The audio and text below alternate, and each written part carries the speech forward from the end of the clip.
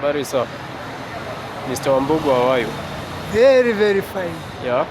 Yes. So you can briefly tell us your name Yes. and the governing council that you are the Secretary General and what you do. Wow, yes, thank you. My name is Wambugu Gedaiga. I am the Secretary General of an umbrella body registered under the Societies Act called Mau Mau Governing Council of Kenya. That's where I was elected the Secretary General. The other thing is, the council is an umbrella body duly registered in the Republic of Kenya, still under the Societies Act. And here we are no longer terrorists. The history about it, Kenyatta himself told the Mau Mau to go register an umbrella body so that it could cater for the welfare of the Mau Mau and also chart a destiny for the values and etiquettes, even the aspirations towards the realization of what they really focused on and they wanted to achieve. So you told me about the Heroes Act. Yes. So you can briefly tell Kenyans about the Heroes Act and if it is already implemented by the Parliament of Kenya and how you participated in its implementation. I would wish to inform members of the public and Kenyans at large that as we are talking today, we appreciate not only the government but also President Uhuru to have signed even that Heroes Act. That is the Heroes Act 2014. The Heroes Act 2014, how I did participate. I mobilized from 2013, 2014 when we were still struggling to register the umbrella body. Even in 2010, 2007 and 2002, we were thinking on how we can come together. So when we were talking about coming together, I did participate. We did form and suggested the name of Mau Mau Fraternity, where members and individuals went also registered and transited it even to Mau Mau Fraternity. People should know the struggle to have the council even registered. It was an uphill task. During Kibaki's tenure, when Kibaki took office, having said that Mau Mau is we are no longer terrorists, he made sure that gazette notice was discarded and he did the instruments of making sure that Mau Mau are no longer terrorists. Okay, so... I remember also, he called upon Mau Mau to come and register an umbrella body for the welfare and even the values and etiquettes. How many umbrella bodies do you have apart from yours? Oh, what I know, we don't have a registered umbrella body. An umbrella body, Mau Mau Governing Council is an umbrella body. Members of Mau Mau Veteran Association, Mau Mau Kenya African Mau Mau Fraternity, Mau Mau Solidarity, Mashuja. All those are individual organizations who ought to be members of Mau Mau Governing Council. Okay, thank you so much. We have a negative perception that the Mau Mau are only Kikuyus. Can you clarify to the public that the Mau Mau is a national body for all tribes? Maybe you can also specify some and also all tribes that participated in the Mau Mau. One thing that Mau Mau Governing Council did, and the role I also did play, is to make sure now having registered Mau Mau Governing Council of Kenya, that is not a sectoral. When we were coming together as Mau Mau and all groups that were formed or that were engaging themselves in issues related to Mau Mau, the idea was that national outlook for national interest. So the role me as Wambugu Gedaiga, that also made me recognized, is to move around to have the law and make sure even that law that was supposed to articulate issues and make sure that Mau Mau were recognized legally is the law we pride in of, called the Heroes Act 2014. The Heroes Act 2014 has got two sets. The first set was the the first set was the National Heroes Council that ought to recognize heroes legally and the mechanisms of identifying them and recognizing them and even awarding them. The next set of the Heroes Act was the National Heroes Fund. So they were the sector of the recognition was solely responsible and solely destined, even nationally, legally, by the National Heroes Council that ought to recognize heroes. Okay, so matters compensation. When do we expect, or what are the policies that you're working on to ensure that the rightful victims are the ones who will get compensated and not the mikoras and also illegal bodies that are being formed without policies and as well the objectives? Meanwhile, as we move towards policy, the policies that we are supposed now also to come up and inculcate it in this culture of, in this even, it's a norm, it seems now is a norm. For us now to have values and policies that resonate even with our constitution, we need now to harness and even adjust and also even make amendments still of our constitution to embrace and bring everybody on board, particularly those who feel they are of different tribes.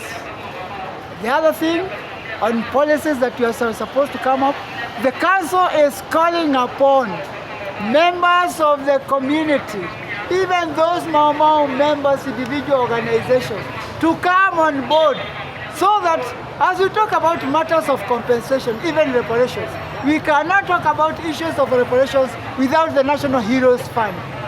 So, the Heroes Fund, we have one of the success stories we can talk of is that now we have the National Heroes Council. The missing link as we are focusing now on is the National Heroes Fund. The fund will inculcate all aspirations and values and etiquettes, even on measurement and even on coming up with a wholesome program and projects that will ably enable not only the families, the dependents, but also the future of and destiny of this nation. Thank you so much. So the National Heroes Fund will be mobilized by the government now from those former colonizers. Yes. Okay.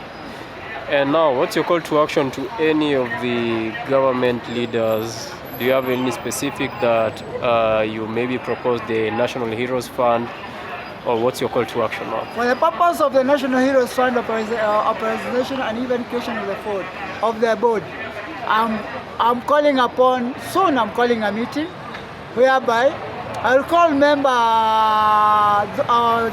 the executive committee of the National Mau Governing Council of Kenya to come up and shut a roadmap and pathway towards pushing or realization of of Heroes Fund, National Heroes Fund, which will be able to articulate and even facilitate and even make sure when we talk about areas of reparations and compensation, we'll be able now to be sourcing mechanisms without pushing our members to solicit or extort money from the public. Aya, asante sana. Sema wewe ni shujaa. Je, sisi? I'm also calling upon the public. Ndugu zanguni. I'm making a solemn appeal. Tafadhalini. Ningependa kutambulisha wananchi wa Kenya waelewe. Kesi ya Mau iliweza kutupiliwa mbali mwaka wa 2018. Na waomba na wasihi, njooni mshirikiane na Mau Governing Council of Kenya. Wiki ijao nimetoa notice, tutakuwa na mkutano. Hii mkutano ambao nitawatangazia, na waomba viongozi wote baada ya kuweka tangazo maalum, kwa sababu ninaita kamati tukitoa mwongozo, tutatoa mwelekeo wa kuangalia au kuhamasisha. Kuanzia hapo tutaelekea wapi na mambo ya reparations, tutaelekea wapi na mambo ya compensation, tutaelekea wapi na hii Heroes Fund. Hapo baada ya huo mkutano ndio utashut the way forward, mwelekeo mwafaka. Thank you so and much. I also do believe after the executive committee of Mau Mau Governing Council City, which I'm calling soon, and we will advertise through all the mechanisms for members and the public to know and to reach out, for everybody to just understand. After that meeting, the committee will sit and deliberate on the best way forward, so that these burning issues of reparations, compensation, and other programs that we need or we do require, notwithstanding the budget we are talking of, we are pushing for the Heroes Fund. And as we push for the Heroes Fund, we will chart the way forward and the destiny of Mau Mau fraternity, and also Kenya's destiny towards issues related to freedom struggle. Sawa, asante sana. Do you have any call to action to the Gen Zs ambao ndio wapiganiaji uhuru wa kisasa? Wapiganiaji uhuru wa kisasa, hasa ndugu zangu, dada zangu na wote wale ambao wanashiriki na mambo ya mabadiliko, ningewaomba niwaambie, kama si maadili mwafaka ambao iliweza kutoa mwongozo wa kuweza kuhamasisha hata wale viongozi, maadili ni jambo la muhimu. Na wakati wa harakati zinahitaji, hasa hizi tuko nazo, hazihitaji ubaguzi. Safari hii members wa Gen Z na wale wengine wote ili tuweze kuzungumzia mambo ya ukombozi. Mambo ya ukombozi inahitaji sisi wote kujizatiti na kumake sure tuko na maadili ya yale ambayo tunapigania. Hatuwezi kupigania bila maadili na mwelekeo. Kwa wakati huu, issues ambazo zinatuletea shida ambayo nchi iko nayo, ni wakati huu wa kuangalia ni mbinu gani hizi zinafaa kuangalia tunaweza kujikomboa. Na ukombozi unaanzia kwa akili na mawazo na mwelekeo. Lakini bila maadili, bila mwelekeo, bila mawazo mwafaka ya kufikiria wewe na nchi yako, bado vile tunahitaji tuwe na mbinu za kuhakikisha kwamba tutajikomboa. Na wakati ni huu wa kujikomboa, na wakati ni huu wa kujadili, na wakati ni huu. Usiniambie kwamba ati unajua ni wapi. Kila mtu anajua shida ni nini na mnajua tunafaa tufanye nini, na yakishindikana yote wengi waelewe, na wengi waelewe. When the Mau and the people said enough is enough, they said enough is enough. They had to come up on a way of getting the freedom they wanted. Even the slavishhood that was even impugned against the Mau, even against the colonial villages that the British government, the colonial masters did. Even the land grabbing that was enormously done, and all sorts of inhuman nature, and making sure that the rights and freedoms were also equally denied. Surely those, when they went to the extreme, the extreme came when you talk about the possible, that even the freedom of movement was not allowed. Here we are, we have to get all our freedoms equally. Okay, do you think in the case the colonizers don't pay or compensate, do you think the government should now have a specific fund from the National Treasury announced in every budget reading regarding the National Heroes Fund? Without the National Heroes Fund and the board being instituted, the government cannot have even a legal mandate to pursue even those other issues.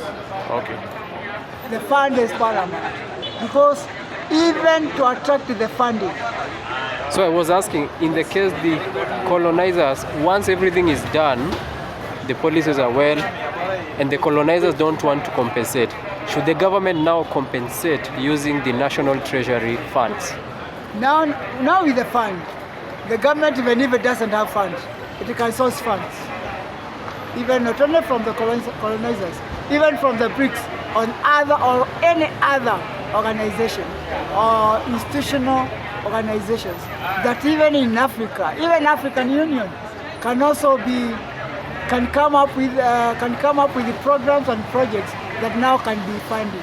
Remember, United Nations and other African nations are coming and talking about reparations and compensation. Okay, so remember also in African Union, remember last year, it was a year of reparations and compensation.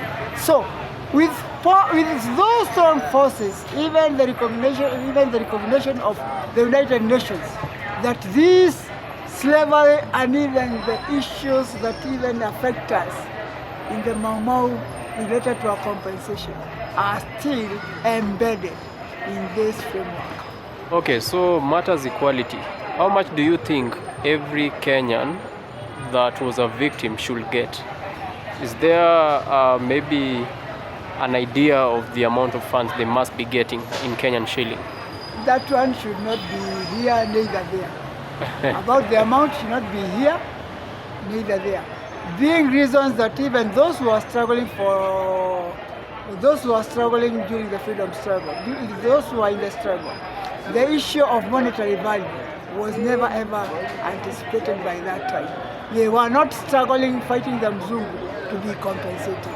So the issues of compensation and the value of the compensation is subject to discussion and negotiation. And that's why you find even the British government and the Mau Mau, they went and agreed amicably on the match. So equality shall be, but it shall be an equal fund for all. Yeah, that one now, it will be an equal fund for all the members who will be registered and who will be recruited and who will be in the list of the membership for the compensation.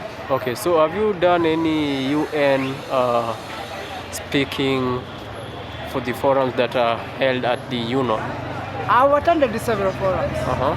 Several forums, both casually, virtual, but majorly I've been attending virtual meetings because the cost of attending and participating in person, all those challenges bedevil our organization. We lack the funding to meet the cost of even those physical attendance. Okay, thank you so much. You're very much eloquent. Tutapitisha habari kwa Wakenya wote, viongozi wote na kila mtu ambaye anastahili kupitishiwa. Na ukumbuke kama kesi ilitupiliwa mbali, wale ambao wanafikiria bado pesa ziko, kesi kama ilitupiliwa mbali, ni tujiulize maswali mufti. Hiki kizungumkuti kinahitaji kiangaliwe kwa undani. Wale wanashiriki na kuangaza maneno ya kusema vile pesa ziko na vile zilikuja na vile iko, this debate must be escalated. Njooni tukae pamoja, tuzungumuze, tuelezee wazi na kinagaubaga. Na hata nauliza mashirika yote, all the media houses, tafadhalini hawa watu ambao wanazunguka na mambo ya Mau Mau na hasa issues za compensation saa hii, let's have a dialogue and a round table to iron out those weird and negative retrogressive mindset which is affecting our country. Asante sana.